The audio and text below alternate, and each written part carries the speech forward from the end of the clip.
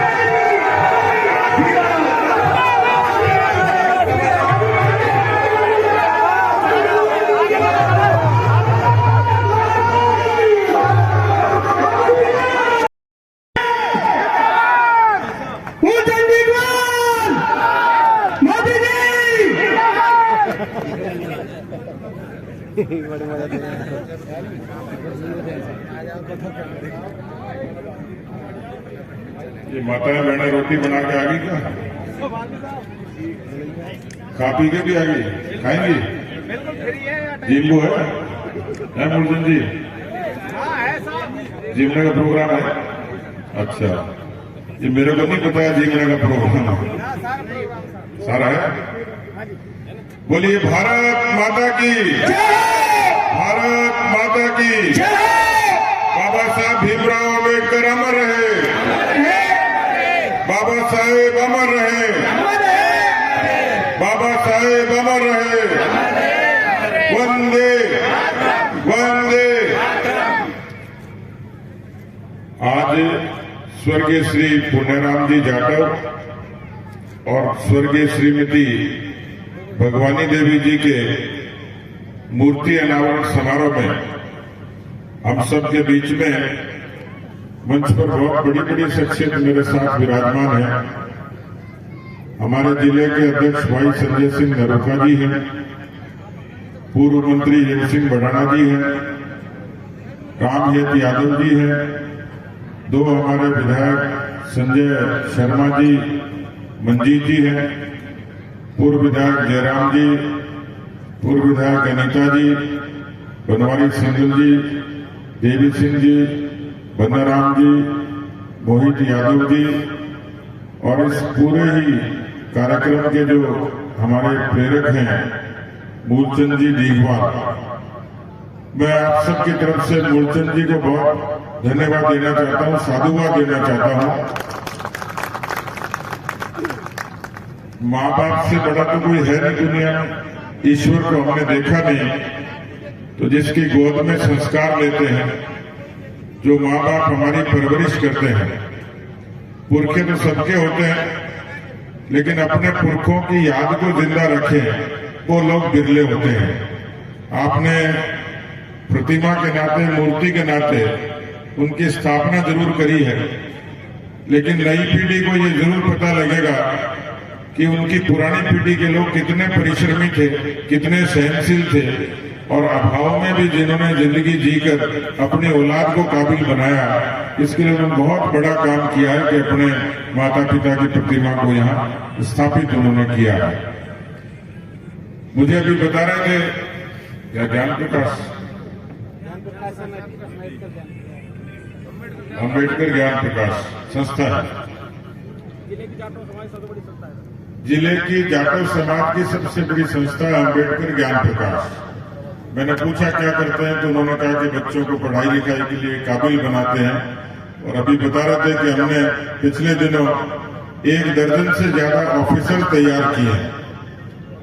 मेरे ख्याल से आज जो सबसे बड़ी जरूरत है, क्योंकि माताएं बहनें बड़ी संख्या में बैठी हैं और हमारे यहाँ कहा जाता है कि एक बेटी पढ़ेगी तो 2 घरों को संस्कारित करेगी।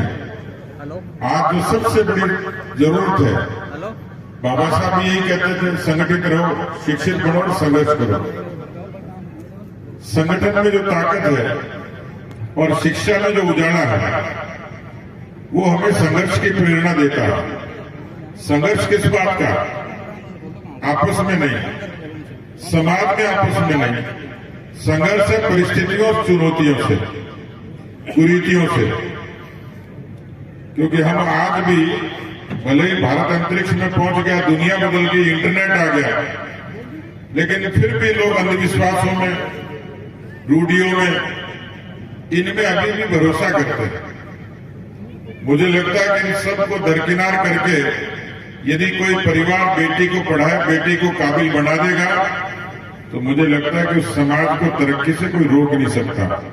और इसके लिए मैं जाटव समाज का साधुवाद करूंगा कि उन्होंने संस्था के नाते जिस तरीके से बच्चों को काबिल बनाने का काम किया है वो वास्तव में अद्भुत है। मेरी जानकारी में नहीं था, लेकिन मुझे खुशी हुई, क्योंकि आज जरूर इस बात की है, भारत के लोकतंत्र को समय खूब हो गया। इस लोकतंत्र से सरकारें बनी भी, सरकारें आई भी, सरकारें चली भी गई, लेकिन आप बाबा साहब को क्यों पूछते हैं? बाबा साहब तो कोई बहुत बड़े पद पर लंबे समय तक नहीं रहे, कोई विरासत नहीं थी उनकी, एक सामान्य परिवार के व्यक्ति थे। और मुझे ताज्जुब हुआ कि मैं जब इंग्लैंड गया तो लंदन में, जहां बाबा साहब ने अध्ययन किया था, मुझे गाइड ने पूछा कि आप कहां जाना पसंद करोगे, तो मैंने 2 जगह पसंद करी। एक तो जहां अमर शहीद उधम सिंह ने जनरल डायर को गोली मारी, जो जलियांवाला बाग का दोषी था, मैं वो स्थान देखने के लिए गया। दूसरा स्थान देखा कि जहां बाबा साहब ने विदेश की धरती पर रहकर पढ़ाई करके और अपने आप को दुनिया का सबसे बड़ा विद्वान साबित किया, वो जगह में देखने गए। तो मैं कल्पना कर रहा था किस तरीके से उस जमाने में, आज से 50, 60, 70 वर्षों पहले भी कितनी पिछड़ा पड़ रहा होगा, कितनी असुविधाएं होगी, कितनी जड़ता होगी, कितने अंधविश्वास होंगे, कितना तकलीफ होगा, कितनी छुआछूत होगी। आज तो समय बदल गया, लेकिन मैं देखता हूं कि उन व्यक्ति ने साधारण घर में रहकर वो इस बात को जानते थे कि जब तक पिछड़ा व्यक्ति पढ़ेगा नहीं, जब तक हमारे समाज की महिलाएं खड़ी नहीं होंगी, तब तक समाज का जागरण नहीं होगा। और इसलिए बाबा साहब ने अभाव से जूझते हुए दुनिया का उत्कृष्ट संविधान लिखा, कोई कल्पना नहीं कर सकता। यहां इतने सारे बच्चे किसके माथे पर लिखा, कुछ भी नहीं पता। ये उसकी मौलिक प्रतिभा पर, उसके परिश्रम पर, उसके संस्कार पर निर्भर है। और आज जो भारत का उत्कृष्ट संविधान है वो बाबा साहब की देन है। उसके लिए हम उनके हमेशा ऋणी रहेंगे कि उन्होंने अपनी कलम और वाणी से इतना सुंदर संविधान दिया। उस संविधान ने हमें आजादी दी, उस संविधान ने हमें अधिकार दिए, पढ़ाई का, बोलने का, लिखने का, स्वास्थ्य का, शिक्षा का, तमाम अधिकार। उन्होंने कुछ कर्तव्य भी बताया। अधिकारों की बात तो आजकल सब करते हैं, लेकिन कर्तव्य क्या है ये बाबा साहब ने लिखवाया संविधान में, लेकिन उस कर्तव्य को लोग भूल जाते हैं। वो कर्तव्य याद दिलाने के लिए इस देश में प्रधानमंत्री के रूप में नरेंद्र मोदी जैसे व्यक्ति का आगमन होता है और भारत में सफाई का आह्वान करते हैं। बाबा साहब की प्रेरणा से, जो बाबा साहब ने कहा, जो काम अधूरा था, देश का प्रधानमंत्री बेटी बचाओ बेटी पढ़ाओ का आह्वान करता है, देश के प्रधानमंत्री सुकन्या समृद्धि का आह्वान करते हैं। छोटी छोटी चीजें थी, माताएं बहनें बड़ी संख्या में, इसलिए मैं कल्पना कर सकता हूं कि जिस सभ्य समाज में, लोकतंत्र में भारत की महिलाओं को कितनी तकलीफ होती होगी, लेकिन देश के प्रधानमंत्री ने लाल किले से कहा कि देश में शौचालय बनने चाहिए ताकि माताओं बहनों को सुरक्षा, स्वाभिमान और आरोग्य की प्राप्ति हो। इसलिए देश में 10 करोड़ से ज्यादा शौचालय बनकर तैयार। आज किसी संपन्न व्यक्ति के लिए बैंक का खाता आसान लगता होगा, लेकिन बैंक का खाता खुलना मुश्किल था। और एक समय तो देश के प्रधानमंत्री कहते थे कि मैं 1 रुपया भेजता हूं, 85 पैसे पहुंचते, 15 पैसे पहुंचते, 85 पैसे कहां जाते हैं पता ही नहीं। कोई विधवा की, दिव्यांग की, विद्यार्थी की पेंशन खा जाते थे, स्कॉलरशिप खा जाते थे। आज देश के प्रधानमंत्री नरेंद्र मोदी जी ने 45 करोड़ गरीबों के खाते खोले, गरीबों के हक का पैसा उनके खाते में जमा हो गया। ये बदलते भारत की तस्वीर है कि पिछड़े लोगों को आगे करने का काम हो रहा है। आज घर घर गैस कनेक्शन, नहीं तो शहर के लोग ही आराम लेते थे। देश में 3 करोड़ लोग ऐसे जिनको छत देने का काम किया, घर देने का काम किया। ये सामान्य बात नहीं। 5 लाख तक के इलाज की सुविधा आयुष्मान के जरिए, और इस तरीके से पूरे देश को बदलने का काम किया। आप सब लोग यहाँ सुरक्षित बैठे हो, लेकिन दुनिया में क्यों कहते हैं कि सबसे बड़ा ताकतवर देश है चीन, ताकतवर देश है अमेरिका। आज भी कोरोना से लड़ाई लड़ रहा है, आज भी जूझ रहा है। और भारत के प्रधानमंत्री नरेंद्र मोदी जी की ताकत देखिए। नहीं तो दुनिया के लोग कहते थे कि सबसे ज्यादा कोरोना में तकलीफ किसी देश को होगी तो हिंदुस्तान को होगी, क्योंकि आबादी ज्यादा है, गरीबी है, इलाज की सुविधा नहीं। तो टीके बनने में विदेश से आके लगने में जब 50-50 बरस लग जाते थे, तो भारत को तो कोरोना का टीका बनना लगना बड़ा मुश्किल काम। 100 साल पहले जो महामारी आई थी उसमें भूख से लोग मर गए थे। मैं ये बात इसलिए कह रहा हूं, ये राजनीति का मंच नहीं है, क्योंकि पुण्यराम जी की मूर्ति का निर्माण का काम है, वो स्वर्ग में है, लेकिन उन्होंने अपने समाज की दशा देखी होगी और आज स्वर्ग में देखते होंगे किस तरीके से कहां व्यक्ति का जीवन बदला। मैं इसलिए कह रहा हूं कि उस कोरोना की लड़ाई में दुनिया के बड़े देशों को भी चुनौती थी, लेकिन देश के प्रधानमंत्री ने कोरोना की लड़ाई में 2 बड़े काम किए। 80 करोड़ लोगों को मुफ्त अनाज देकर उन गरीबों को नौबत नहीं आने दी कि उनको भूखा रहना पड़े, भूखा सोना पड़े। ये सामान्य बात है, 80 करोड़ लोगों। और आप यहां सुरक्षित बैठे हो, चीन में तो अभी भी पाबंदी लगी हुई। 220 करोड़ लोगों को भारत की बनी हुई टीका, भारत की बनी हुई वैक्सीन लगाई है। ये दुनिया में भारत की ताकत का सबसे बड़ा प्रमाण है। लोग तो इसको आश्चर्य करते हैं कैसा चमत्कार हुआ। और इसलिए जब देश के प्रधानमंत्री कहते हैं कि बेटी बचाओ बेटी पढ़ाओ, तो मुझे लगता है कि हमें अपने बेटियों की परवरिश की, संस्कार की चिंता करनी चाहिए। समाज में वो बच्चे जो पढ़ना चाहते हैं लेकिन सक्षम नहीं है, उन बच्चों को समाज के साथ सक्षम बनाने का काम करना चाहिए। आज समाज में वो भेद मिट गया, लेकिन फिर भी मन का भेद मिटाने की जरूरत है। आज सब लोग एक साथ बैठते हैं, एक थाली में खाते हैं, आपस में भाईचारा है, मित्रता है, दोस्ती है, रीति रिवाज है, लिहाज है।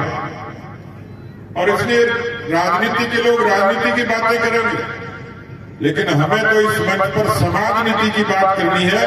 और यदि सारा समाज हिंदुस्तान का ये जाति पाति के झगड़े को छोड़कर एक जागत पर बैठकर ये तय कर ले कि हमारी संस्कृति, हमारा रीति रिवाज, हमारे देवी देवता, हमारे लोक देवता, हमारी परंपराएं, हमारे रिवाज, उनको हमें जिंदा रखना है, तो कोई भी दुनिया की ताकत भारत को विश्व की सबसे बड़ी ताकत बनने से रोक नहीं सकती। उसमें एक एक व्यक्ति का योगदान। मैं आप सब लोगों को ये निवेदन करने के लिए आया हूं। मैं राजनीति का व्यक्ति जरूर हूं, पर समाज का पहले है। और मेरे जैसे किसान के घर में मैं पैदा हुए किसी एक कार्यकर्ता को जब जिम्मेवारी दी जाती है, तो मेरे लिए चुनौतियां भी हैं और जिम्मेवारी भी ज्यादा है। आज मुझे खुशी हुई कि मूलचंद जी ने आयोजन करके मुझे बुलाकर इतने सारे लोगों के दर्शन करने का सौभाग्य मिला। और मुझे आपके अपने बीच में बात करने का मौका मिला। मैं इतना ही कह सकता हूं कि अब समय बदल गया, मतभेद भी खत्म हो गए, मन के भेद खत्म करके हम एक समग्र हिंदू समाज की ताकत खड़ी करें, ताकि आने वाले समय में हम सब लोग एक दूसरे का कल्याण करें, समाज का कल्याण करें और देश को प्रधानमंत्री जी के आह्वान पर, उनके सपनों के आधार पर, उनकी इच्छा के आधार पर हम सब लोग मजबूती से चलें। मैं आप सब लोगों के अच्छे स्वास्थ्य की कामना करता हूं। सभी बस्ती के लोगों को ईश्वर से कामना करूंगा कि खुशहाल रखे। और मैं डीगवाल परिवार का बहुत बहुत आभारी हूं कि आज इतनी बड़ी संख्या में सब लोगों को आपने आमंत्रित किया और अपने पुरखों की स्मृति में सबको साक्षी बनाया। बहुत बहुत धन्यवाद। जय हिंद, जय भारत।